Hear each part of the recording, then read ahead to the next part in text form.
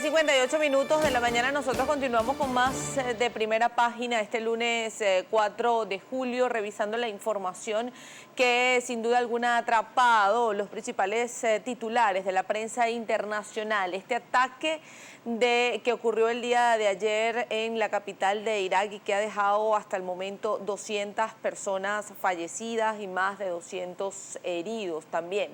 Para ello nosotros tenemos vía Skype desde España a José María Gil.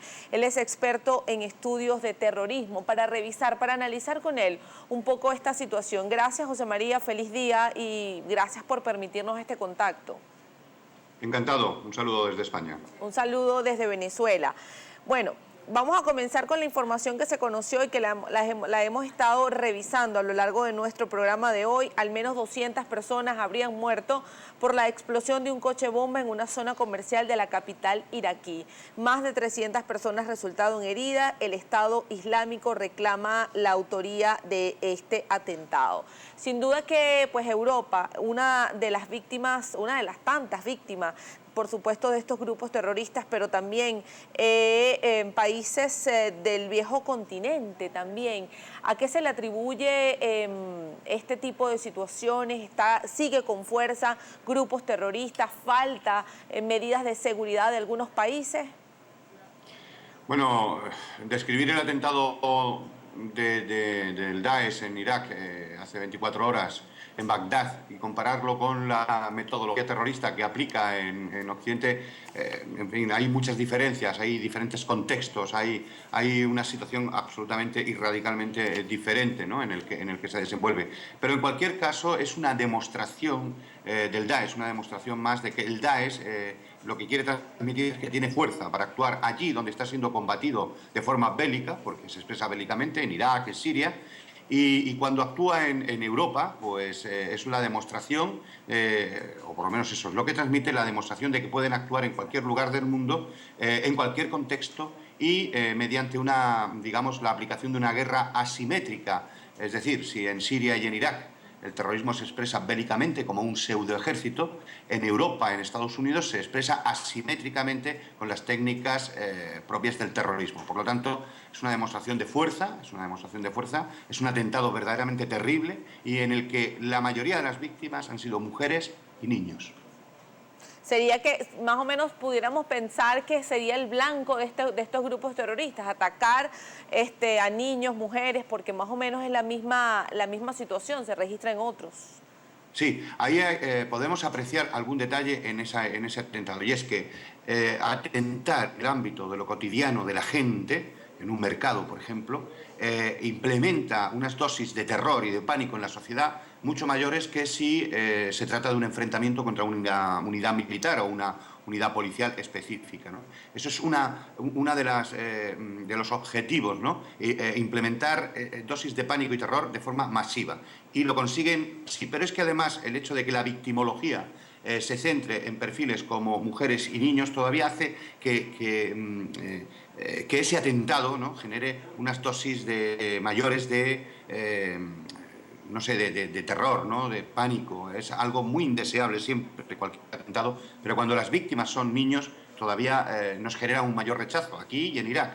Por lo tanto, este atentado está pensado precisamente para causar la mayor sensación de desastre, la mayor sensación de pánico y de terror. Ahora, José María, vamos a recordar a nuestros amigos de Primera Página a las 7:02 que estamos conversando con José María Gil, experto en estudios de terrorismo, pues revisando un poco estos hechos que pues tan solo hace una semana ocurrió un atentado también en el aeropuerto en Estambul. Un día después ocurre esta situación en Bagdad y en otras ciudades, y también el 22 de marzo lo ocurrido en el aeropuerto de Bruselas. Yo quiero preguntarle, según su punto de vista, ¿siempre ha sido así esta manera de actuar de grupos terroristas? ¿Están más radicalizados ahorita? ¿Quizás es una nueva forma de actuar?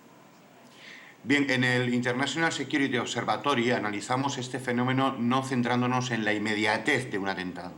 Hay una característica de este terrorismo, es su metamorfosis dinámica, su capacidad de ir actuando o de conformar sus ataques de manera diferente en según qué contextos. Y eso es una gran fortaleza del terrorismo yihadista. Y luego, además, este tipo de fenómeno utiliza también cierta simbología, ¿no? Pensemos, por ejemplo, que el atentado terrorista de Estambul en el aeropuerto de Ataturk se hace coincidir con el segundo aniversario de la creación del Daesh, del autodenominado Estado Islámico. Es un atentado, además, que siguió una metodología muy parecida a los atentados que vimos en el aeropuerto en Bruselas.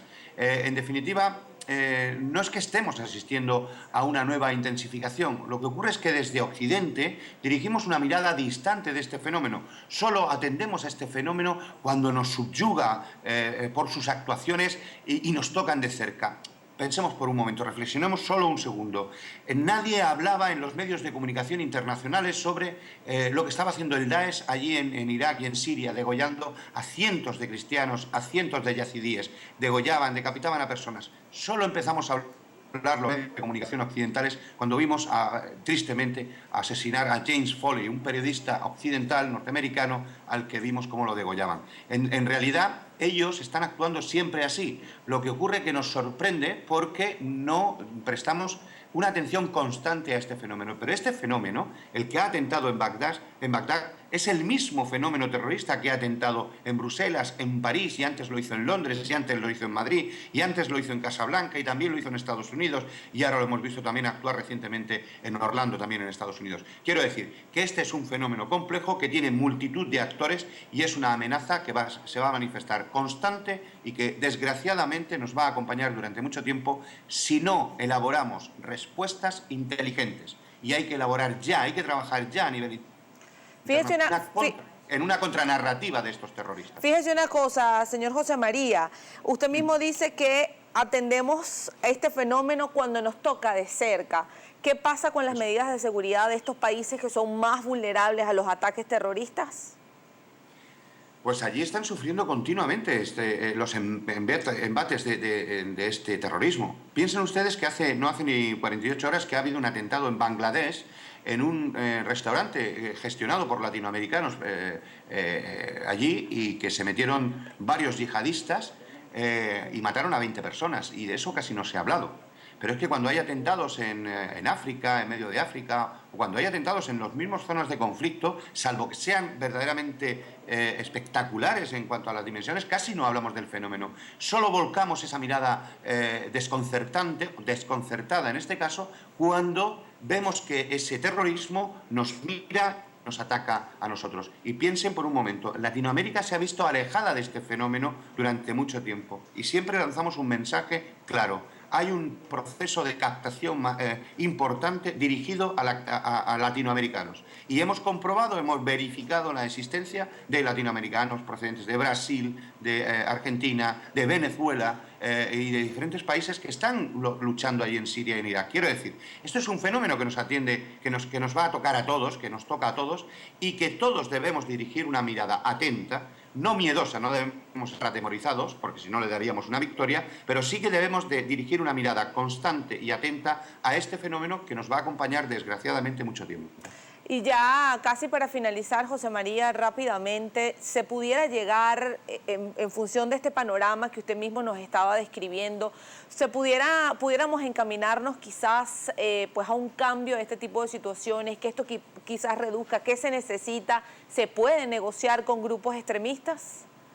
Mire, yo creo que no se puede negociar nunca con terroristas. ¿Cómo vamos a negociar con individuos que le cortan la cabeza a un niño de 12 años en una plaza pública? Es imposible negociar nada con ellos. A estos individuos hay que acabarlos físicamente, neutralizarlos físicamente allí donde se manifiestan bélicamente, como en Siria y en Irak, y en el resto del mundo hay que aplicar leyes mucho más potentes que nos sirvan para detectarlos y detenerlos. Y paralelamente hay que abordar una contranarrativa, hay que elaborar una verdadera lucha contraideológica de este fenómeno que se ha instalado en Internet, se ha apropiado de Internet y utiliza Internet como un territorio más, cosa que no ha sabido hacer la comunidad internacional. Así es, así es. Bueno, muchísimas gracias, José María, por su intervención.